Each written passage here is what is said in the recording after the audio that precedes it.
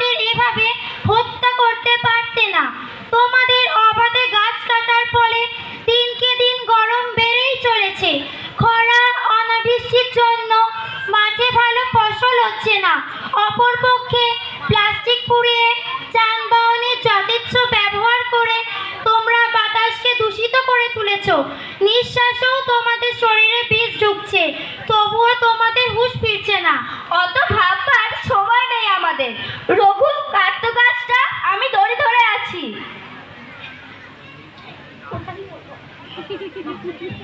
না না, আমায় কেটো না,